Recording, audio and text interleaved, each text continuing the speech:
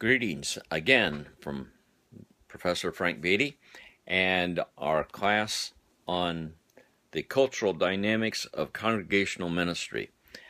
I hope you are ready to plug in for a great 8 weeks as we work together. But this morning, I want us to focus on our current week that we are going to have assignments in. I hope you take time to worship this weekend, or if you're listening to this on Monday, that you did have a great day of worship yesterday. I know I did. As we think about culture, there are so many varieties of culture. That's one of the things I've learned in serving Christ in various pastoral settings.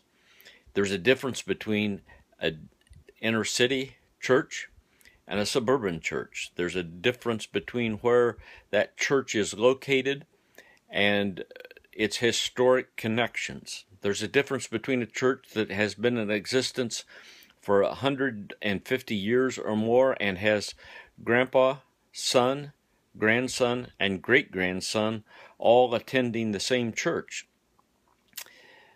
You may think that you're going to be able to change something, but if grandpa owns the farm, son and grandson have a high propensity to say, if grandpa says this is the way things are to be done at church,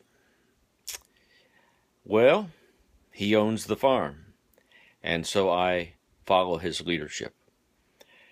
There are differences in the same city. I have attended 3 different churches, well, in a sense, 4, in our community. And one is quite different and made me somewhat uncomfortable.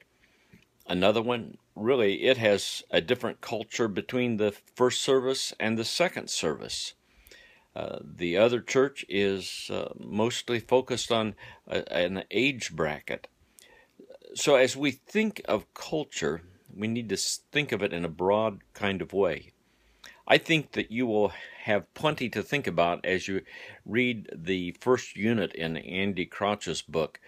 At least it did for me, and I would highly recommend, while it isn't required, that you read the endorsements and the preface and those pages. I found those very enlightening to help me understand where he was going and what he was going to focus on. The video, What is Culture? That's 10 minutes that you'll probably want to make into 20 minutes because you'll want to watch it and reflect on it some more.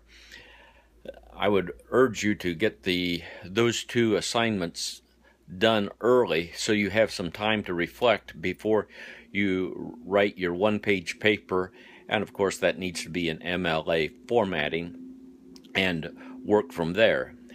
And then you will also be introducing yourself on our discussion board, and then you will also do the first discussion there on when have you crossed over into a different culture. What was the most you learned about yourself as a result? That will be an interesting time of interaction. Your input should be 300 words on an initial post, and on your interaction, it should be 100 words. Not, yep, I agree with somebody, or but rather really interacting on that whole matter. This is going to be a great week, and it has plenty to get us really started quickly into this process of understanding cultures in local church ministry. It's much broader than the initial statement and the description of the course between large church and small church. There are some large churches that have a very small feel. There are some small churches that are so culturally tied to 1 or 2 or 3 key families and power brokers that it's very, very different. I have been involved in large churches that were well known because of their warm, accepting, friendly atmosphere.